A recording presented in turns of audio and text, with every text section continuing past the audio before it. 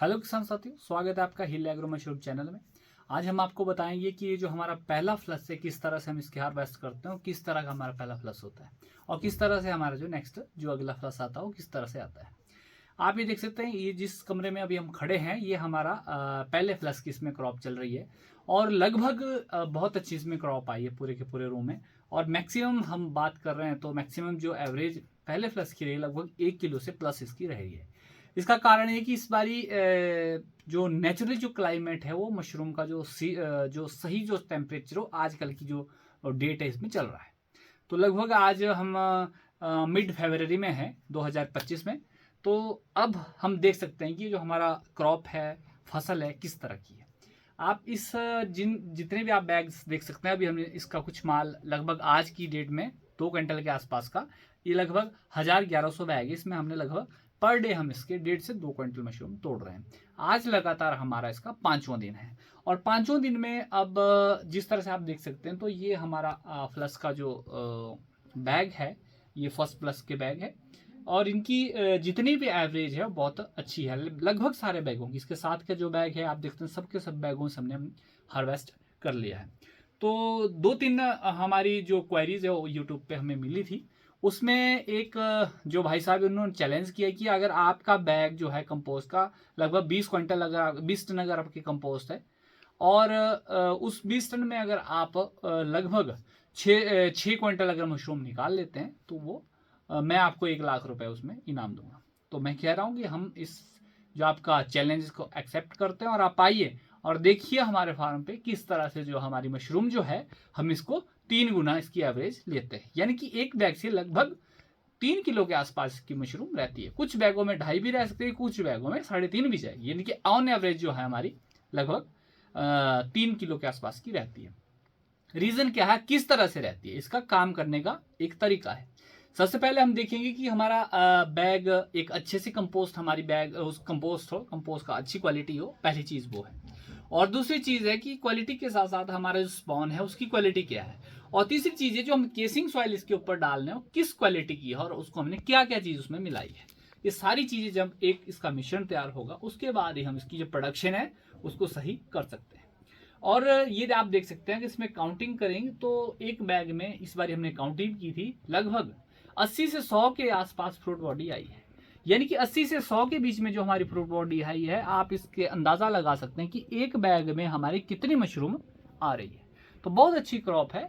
और इस तरह के जो चैलेंज लोग देते हैं हम उनके लिए ये एक एडवाइस देते हैं कि आप अच्छी कंपोस्ट के साथ अच्छी केसिंग सॉइल, अच्छा स्पॉन इस्तेमाल करिए और फिर आप देखेंगे कि जिस तरह से आपका पूरा के पूरा बैग, लगभग आपका एक जो बैग होता है 2 से 2.5 उससे 3 महीने में खत्म होने की स्थिति में आ जाता है, उस तक आप एक बैग से लगभग 3 किलो के आसपास की एवरेज आप ले सकते हैं। ठीक है। और उसमें कई चीजें ऐसी होती है कि कई बार हमारे बैगों में अगर हमने कोई दिक्कत आ गई, पानी कम हुआ या ज्यादा हुआ, या इसके बाद ये होता है कि हमारे ऑक्सीजन का लेवल कमरे में क्या है, CO2 का लेवल क्या है, ये सारी चीजें इसमें मायने रखती है। जब हर चीज का हम एक संतुलन तैयार कर लेते हैं तो हमारी क्रॉप एक अच्छी क्रॉप आ जाती है। हमारा एक और क्वेश्चन हमारे को आया था कि इसमें हमारे को क्वेश्चन आया, भाई जी एसी का टेम्परेचर प्रोडक्शन के टाइम कितना रहना चाहिए और बैग का टेम्परेचर कितना रहना चाहिए, ये सवाल आया है। तो उनके लिए हमारा रिकमेंडेशन है कि जब आप बैग का जो टेम्परेचर है वो बैग का टेम्परेचर हमेशा कमरे के टेम्परेचर 2 डिग्री ऊपर रहेगा। अगर कमरे का हमारा 18 है तो बैग का 20 जाएगा। तो इसका मतलब है कि अगर आपका कमरे का हमारा 16 डिग्री पे अगर स्टैंड कर रहा है तो हमने जो बैग का टेम्परेचर है वो 2 डिग्री और डाउन रखना है। यानी कि अगर 16 अगर हम यहाँ पे कमरे का अगर रख रहे हैं तो इसका मतलब है कि बैग हमारा 18 डिग्री पे है।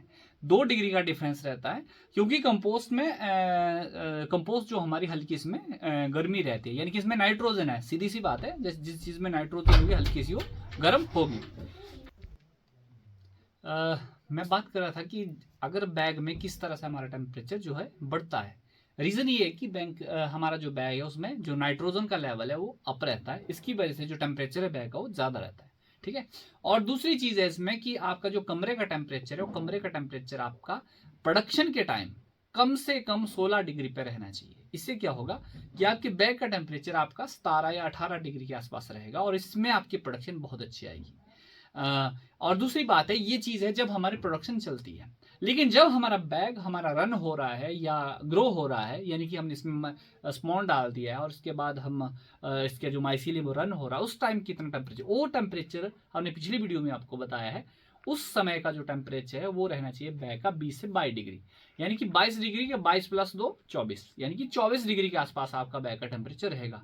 लेकिन जैसे ही आपके बैग का टेम्परेचर 24 से प्लस जाएगा, यानी 25 से प्लस जाएगा, समझ लो 27-28 डिग्री पे जाना शुरू करेगा, तो आपके बैग में कंटेमिनेशन आनी शुरू हो जाएगी, यानी कि बीमारी आनी शुरू हो जाएगी। रीजन क्या है कि टेम्परेचर बढ़ रहा है और माइसीलियम इसको मर रहा है, और जैसे ही 28-30 से आपका टेम्परेचर और अप जाता है तो पूरा के पूरा आपका जो स्पॉन है वो खत्म हो जाएगा।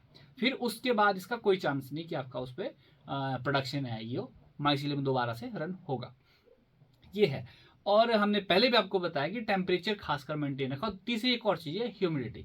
आपने नमी कमरे की किस तरह से मेंटेन रखनी है, हमने पिछली वीडियो में बताया है कि नमी के लिए अगर आपके पास छोटे कमरे हैं, आप छोटे तरीके से यानी स्मॉल स्केल पे इस काम को कर रहे हैं, तो आपने करना क्या है कि अपने फर्श पे आपने पानी डाल दिया, दीवारों पे पानी डाल दिया।